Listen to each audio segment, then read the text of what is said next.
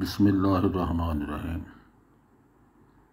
آپ میرا YouTube channel محمد طیب اطہر دیکھ رہے ہیں۔ اس ولاگ کے اندر ہم یہ سمجھنے کی کوشش کریں گے کہ قرآن کو سمجھنے کے لیے کن خاص باتوں کو ذہن کے اندر رکھنا ضروری ہے۔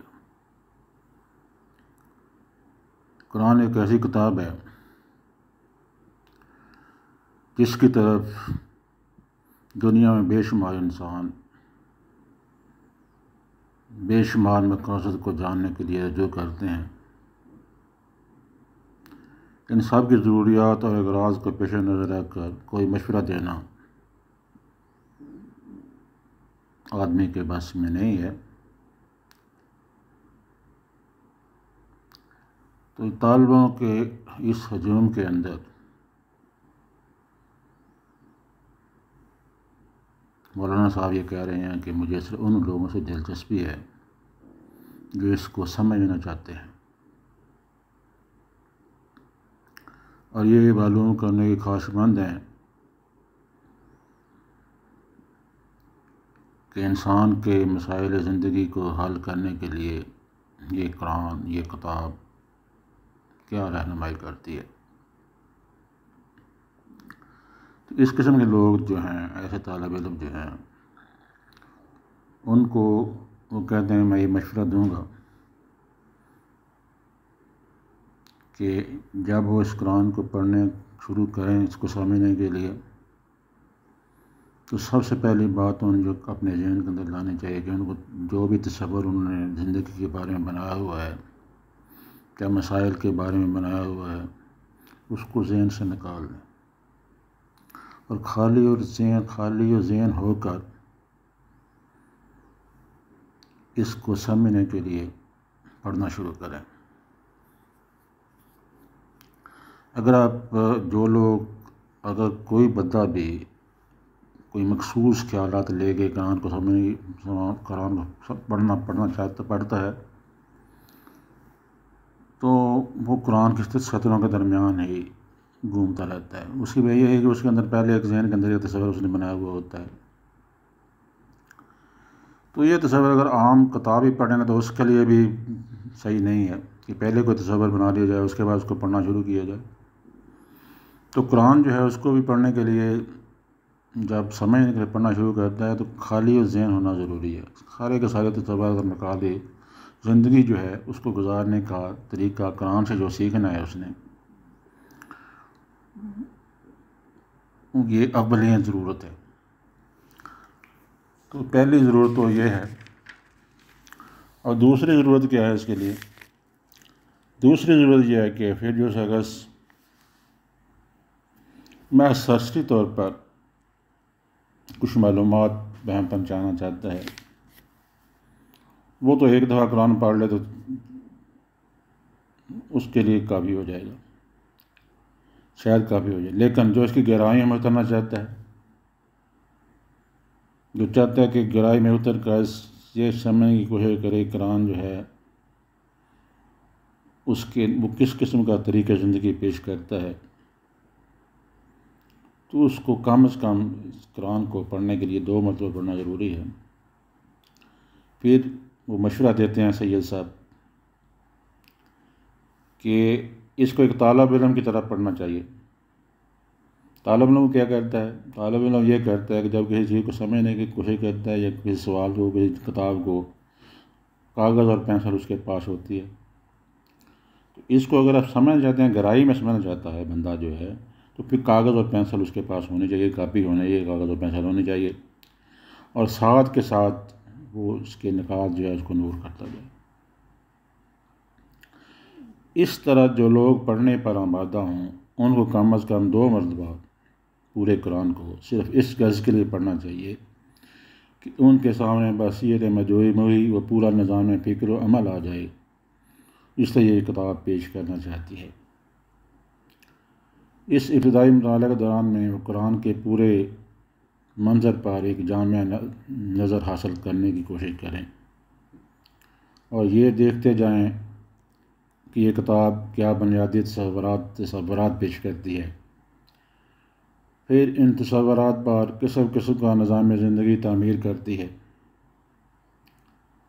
اس دوران مطالعہ کرتے ہوئے کہ کوئی بات ان کے ذہن کے اندر کھٹکنے لگے تو پریشان نہ ہوں، بلکہ اس کو نوٹ کر لیں اور اپنا مطالعہ جاری رکھیں۔ امید یہ ہے کہ آگے قرآن کے اندر ان کو ان کے سوال کا جواب مل جائے گا۔ لیکن بالفرض محال کا جواب نہ ملے تو اس قرآن کو دوسری مرتبہ پڑھیں، اور دوسری مرتبہ پڑھتے ہوئے یقیناً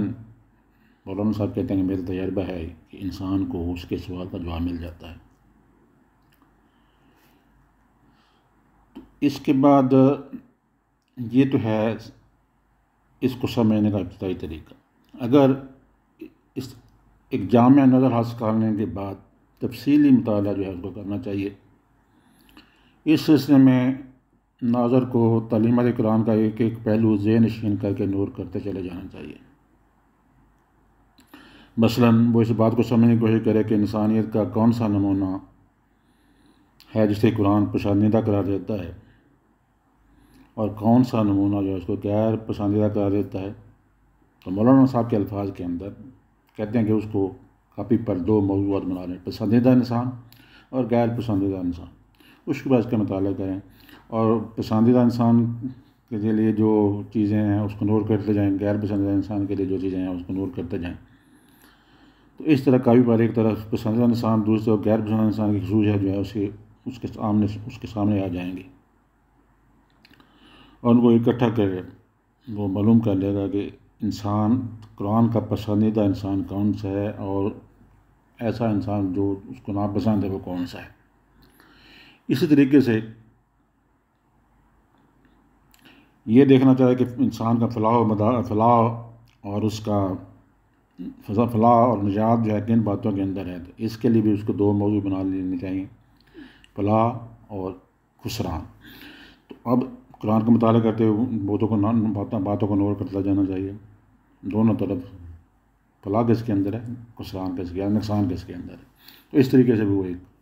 پریس مرتب کر سکتا ہے اور جان سکتا ہے کہ قرآن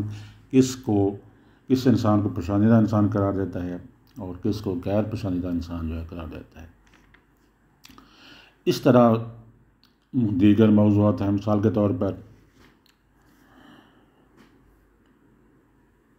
عقائد ہیں، اخلاق ہے، حقوق و فرائض، معاشرت ہے، تمدن ہے، معیشت ہے، سیاست ہے، قانون، نظم جماعت، صلح، جنگ اور دوسرے مسائل زندگی میں سے ایک ایک کے متعلق قرآن کی ہدایات کو آدمی نوٹ کرتا جائے اور یہ سمجھنے کی کوشش کرے کہ ان میں سے ہر شعبے کی مجموعی شکل کیا بنتی ہے، اور پھر ان سب کو ملا کر جوڑ کر پورا نقشہ زندگی جو ہے اس قسم کا بنتا ہے۔ پھر جب کوئی آدمی کسی خاص مسئلہ زندگی کے بارے میں تحقیق کرنا چاہے تو سب سے پہلے اس کے لیے ضروری ہے کہ جدید اور قدیم مطالعہ اس چیز کے بارے میں جو معلومات فراہم کرتا ہے اس کو پڑھے، اور پڑھنے کے بعد دیکھے کہ وہ کہاں پر آ کر انسانی فکر جو ہے اس کی گاڑی کہاں پر آ کے اٹک جاتی ہے۔ اس کے بعد انہی تسویہ طلب مسائل کو نگاہ میں رکھ کر آدمی کو قرآن کا مطالعہ کرنا چاہیے۔ تو مولانا صاحب کہتے ہیں کہ میرا تجربہ یہ ہے کہ اگر آدمی اس طریقے سے مسئلے کے بارے میں تحقیق کرے تو آخر کار وہ مسئلہ جو ہے اس کا حل اس کے سامنے آ جاتا ہے۔ تو یہ طریقہ کار جو ہے قرآن کو پڑھنے کا، سمجھنے کا مولانا نے فراہم کیا ہے، بتایا ہے۔ تو اب اس پر آپ غور کرتے جائیں ان باتوں کے اوپر، تو پھر آپ قرآن کو اچھی طرح سمجھ سکتے ہیں اور اپنی زندگی کے اندر اس کو اختیار کر سکتے ہیں۔ جیسے کہ میں بار بار کہہ رہا ہوں کہ میرا بنیادی مقصد یہی ہے کہ اس دور کے اندر انسان جو ہے کتاب کو پڑھنے کا اس کے پاس وقت نہیں ہے، لہٰذا وہ میرے چینل کو سبسکرائب کرے اور میرے ساتھ اس مطالعے کے اندر شامل ہو سکتا ہے۔ موبائل اس کے ہاتھ کے اندر ہے،